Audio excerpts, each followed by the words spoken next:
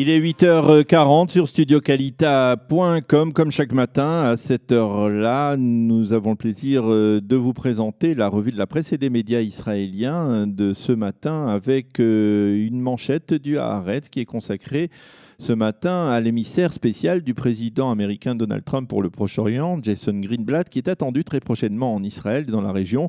Selon le Haaretz, l'objectif de cette nouvelle visite de Greenblatt est d'écouter attentivement le positionnement des Israéliens et des Palestiniens sur les dossiers au cœur du conflit, comme le statut de Jérusalem, le problème des réfugiés palestiniens et également le tracé définitif des frontières des deux États. Jason Greenblatt devrait arriver, selon le Haaretz, le 24 juin prochain. Les Américains devraient ensuite préparer une déclaration de principe qui servirait de tremplin à une relance du processus de paix. Selon une source israélienne, les Américains auraient arrêté plusieurs idées pour relancer ce processus. Et puis les médias israéliens, dès hier après-midi, nous annonçaient citer Issa Karanka, qui est le préposé palestinien au dossier des détenus, qui a démenti dans l'après-midi donc d'hier les déclarations publiées hier matin dont nous vous parlions du secrétaire d'État américain Rex Tillerson, qui avait affirmé que l'autorité palestinienne avait cessé ses versements des salaires aux prisonniers et à leurs familles. Ce serait là une déclaration de guerre, a affirmé Issa Karanka, et les observateurs israéliens admettent ce matin que si Mahmoud Abbas devait donner satisfaction sur ce point à l'administration Trump, eh bien, il risquerait de perdre le soutien de la rue palestinienne et verrait son leadership plus affaibli encore qu'il ne l'est actuellement. Tous les quotidiens israéliens, et en particulier le Yediot Aharonot, soulignent que les deux leaders du foyer juif, Naftali Bennett et Ayelet Shaked, ont très vivement critiqué hier un projet gouvernemental de développement de la ville palestinienne de Kalkilia, un projet dont l'existence a été révélée hier par la seconde chaîne de télévision israélienne. Selon ce plan, le gouvernement israélien validerait la construction de 14 000 unités de logement pour la population palestinienne sur cette fameuse zone C qui est sous contrôle exclusif israélien. Ce plan doublerait le domaine de juridiction de Kalkilia qui, elle, est en zone A sous contrôle exclusif palestinien. D'où la colère de Naftali Bennett et d'Ayelet Shaked. Les deux ministres ont pourtant validé ce projet, mais ils affirment qu'ils ne l'ont fait qu'après avoir obtenu des garanties de la part de Binyamin Netanyahou que cette construction serait accompagnée parallèlement d'une construction de la même ampleur dans les localités juives de Judée et de Samarie. Il faut rappeler que le plan en Bennett pour un règlement du conflit prévoit l'annexion pure et simple de cette zone C à l'État d'Israël.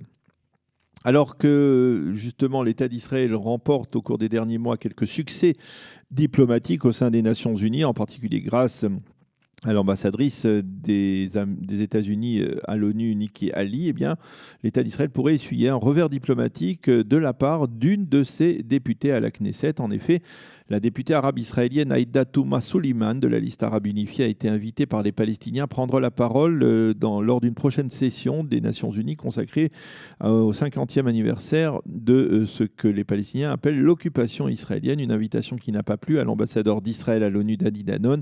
C'est une honte que l'on invite ainsi une députée arabe israélienne qui viendrait ici pour salir l'État d'Israël.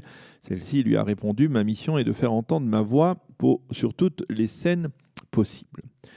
Et parallèlement, dans l'esprit d'un rapprochement régional, les Américains, l'État d'Israël, l'autorité palestinienne, l'Arabie saoudite, la Jordanie travailleraient actuellement en coordination afin de réaliser une première historique. Il s'agirait d'un vol direct de pèlerins du Hajj, de pèlerins palestiniens qui iraient à la Mecque pour la première fois et en partant de l'aéroport Ben Gurion et en atterrissant donc sur l'aéroport de Riyad en Arabie saoudite avec apparemment une escale en Jordanie. Ce seraient les Américains qui auraient pris l'initiative de ce vol historique qui devrait être réalisé par une compagnie étrangère, ni israélienne ni saoudienne.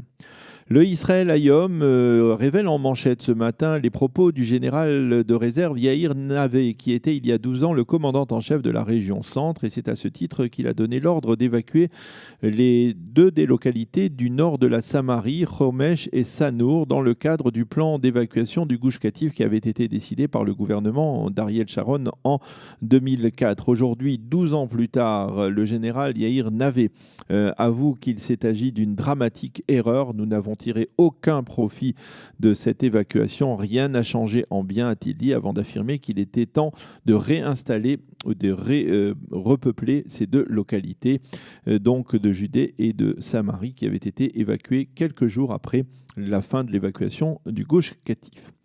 Le Yediot Aharonot nous reparle ce matin des affaires judiciaires de Binyamin Netanyahou. On pensait que l'essentiel était fait, mais apparemment il n'en est rien. Le Premier ministre devrait être à nouveau entendu et à plusieurs reprises par les enquêteurs de la police, des enquêteurs qui tenteront de prouver s'il y a eu ou non une contrepartie au cadeau que le couple Netanyahou a reçu de la part de ses amis milliardaires.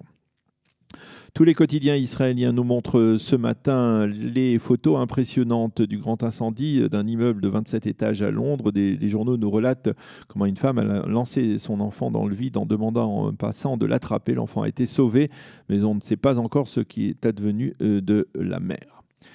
Et puis les quotidiens israéliens dans leur ensemble, les sites d'information en page d'ouverture rendent hommage à David Grossman, l'un des grands écrivains israéliens, des écrivains israéliens les plus célèbres, qui a reçu hier à Londres le prix très prestigieux de Man Booker pour son ouvrage, dont la traduction est libre pour l'instant, Un cheval entre dans le bar.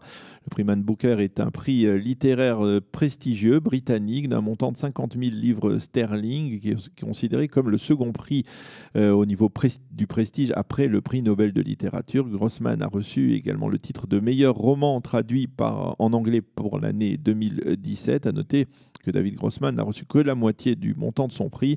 L'autre moitié a été attribuée à sa traductrice Jessica Cohen, qui a immédiatement annoncé qu'elle versait cette somme à l'ONG d'extrême gauche B'Tselem. Et puis le site Ynet nous annonce de manière assez discrète mais intéressante que des débris d'argile découverts en Israël dans les années 60 par des archéologues ont livré enfin, serait-on tenté de dire, leur secret plus de 50 ans plus tard. En effet, une technologie de photographie nouvelle et sophistiquée a en effet permis de découvrir sur ces morceaux d'argile des instructions militaires pour des unités qui ont combattu en l'année 586 avant l'ère chrétienne, qui est historiquement l'année de la conquête de Jérusalem par le roi Nabuchodonosor et donc l'année de la destruction du premier temple de Jérusalem.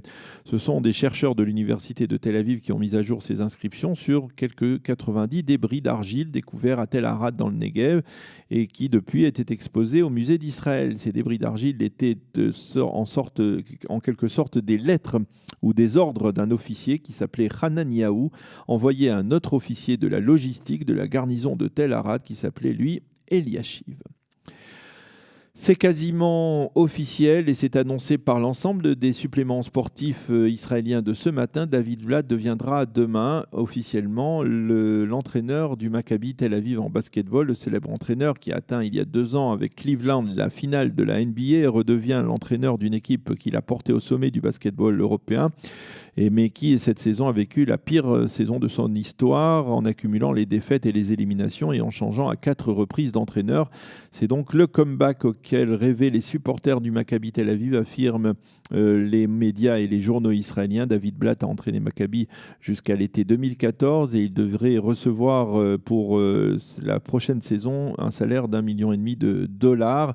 Guy Goudez, qui fut l'adjoint de David Blatt à l'entraînement jusqu'en 2014, devrait retrouver sa place d'entraîneur en seconde de Maccabi Tel Aviv. Et à Maccabi, on espère que le tandem permettra de restaurer cette équipe bien souffrante actuellement. Voilà, c'est la fin de cette revue de la presse et des médias israéliens de ce jeudi matin. Je vous retrouve dans quelques secondes après avoir...